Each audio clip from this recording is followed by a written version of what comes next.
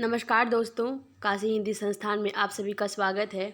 हमारे आज के इस प्रहार बैच में सारा आकाश के ऊपर जो पूर्वार्ध 1 और 2 भाग है उसका हम MCQ टॉपिक लेकर के आए हैं। जो महत्वपूर्ण प्रश्न है आज उसकी चर्चा हम अपने इस सत्र में करेंगे।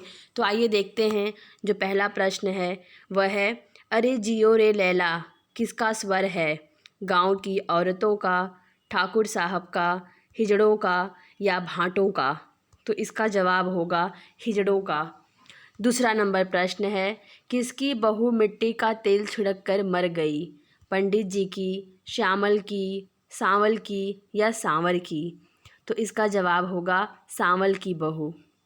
तीसरा नंबर प्रश्न है, तुम्हारे दूसरे लड़के की शादी है और तुम ऐसे सुस्त हो, यहाँ वक्ता कौन है? समधी जी, ठाकुर साहब की पत्नी, ठाकुर साहब के मित्र, एक बाराती या फिर हिजड़े? तो इसका जवाब होगा ठाकुर साहब के मित्र, जो कि एक बाराती हैं। चौथा नंबर प्रश्न है कि गोधूली के बाद का कोहरा चारों ओर छाया था, यहाँ गोधूली का अर्थ क्या है? सुबह का समय, दोपहर का समय, संध्या का समय या रात्रि का समय? तो इसका जवाब होगा संध्या का समय। पांचवा नंबर प्रश्न है, मंदिर में मूर्ति के सामने भक्तगण किन किन वाद्य यंत्रों को बजा रहे थे? मंजीरा, मृदंग, सितार या उपरोक्त सभी? तो इसका जवाब होगा उपरोक्त सभी। छठा नंबर प्रश्न है, मंदिर में नमामि भक्त वत्सलम भजन हो रहा था, उस भजन का अर्थ क्या है? भक्त वत्सल प्रभु को मेरा नमस्कार, भक्त वत्सल बन जाऊं या सभी भक्तों को नमस्कार या इनमें से कोई नहीं? तो इसका जवाब होगा भक्त वत्सल प्रभु को मेरा नमस्कार। सातवां नंबर प्रश्न है, समर 15 दिनों के लिए कहाँ कहाँ भागना चाहता था? कलकत्ता, हरिद्वार, बम्बई या उपरोक्त सभी? तो इसका जवाब होगा उपरोक्त सभी। आठवां नंबर प्रश्न है, चेतावनी समझकर समर्थ गुरु डैश माना छोड़कर उठ भागे थे, खाली स्थान की जगह उचित शब्द का प्रयोग कीजिए। शिवदास, विवेकानंद, रामदास या तुलसीदास? तो इसका जवाब होगा रामदास।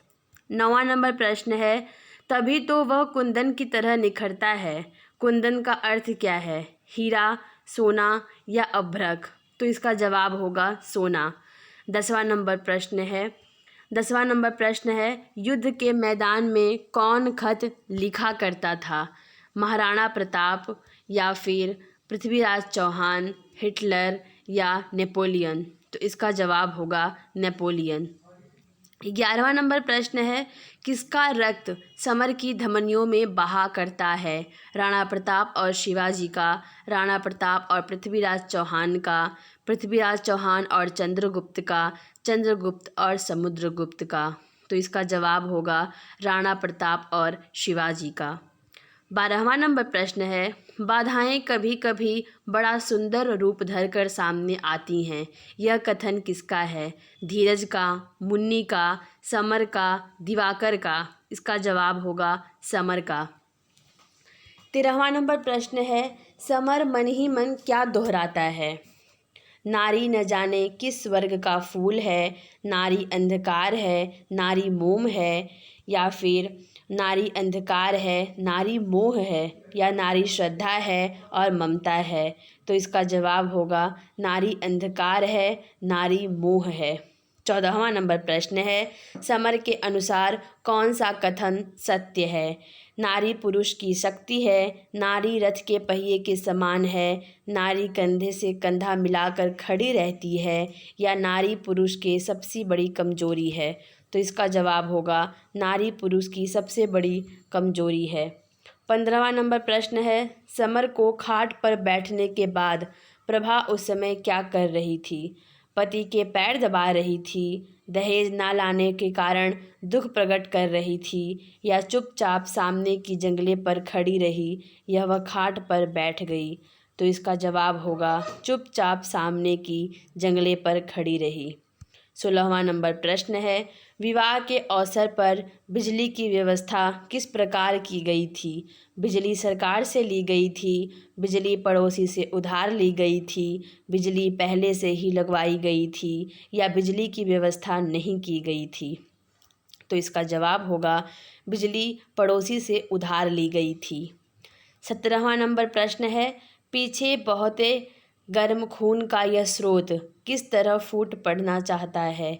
नदी की तरह, प्रचंड गंगा की तरह, प्रचंड झरना की तरह या प्रचंड ग्लेशियर की तरह? तो इसका जवाब होगा प्रचंड ग्लेशियर की तरह। 18वां नंबर प्रश्न है, प्रभा कहाँ तक पढ़ी थी? 8 पास थी, मैट्रिक पास थी, इंटर पास थी या बीए पास थी? तो इसका जवाब होगा मैट्रिक पास थी। 19वां नंबर प्रश्न है, चांद का छाता लगाए रात की रानी किसके पथ से चली आ रही थी? चंद्रमा के पथ से, ध्रुव तारा के पथ से, निहारिकाओं के पथ से, तारों के पथ से? तो इसका जवाब होगा निहारिकाओं के पथ से। 20वां नंबर प्रश्न है, किसके व्यवहार ने एक वज्र मूर्ख को कविता का राजकुमार कालिदास बना दिया? प्रभा, सत्यवती, विद्योत्मा या शकुंतला? तो इसका जवाब होगा विद्योत्मा। 21वां नंबर प्रश्न है, कौन सी शक्ति मनुष्य की आत्मा को खींचकर बाहर ला सकती है? प्रेम की शक्ति, श्रद्धा की शक्ति, अपमान की शक्ति या इनमें से कोई नहीं? तो इसका जवाब होगा अपमान की शक्ति। 22वां नंबर प्रश्न है कि निश्चय ही वह रास्ता ऊंचाई का रास्ता है, वह कौन सा रास्ता है? परोपकार का, धर्म का, प्रेम का, मानवता का? तो इसका जवाब होगा मानवता का। दोस्तों, आज के इस सत्र का यह अंतिम प्रश्न था। ये जो महत्वपूर्ण जो MCQ टॉपिक हैं वह आप लोगों को जो सारा आकाश का पूर्वार्ध भाग 1 और भाग 2 है वहाँ से दिया गया है, तो इसलिए उसके आगे की जो भाग है उसके ऊपर भी जो MCQ टॉपिक बनेंगे उसको हम अगले सत्र में लेकर के आएंगे। तब तक के लिए आप लोग इसको देखते रहिए। धन्यवाद।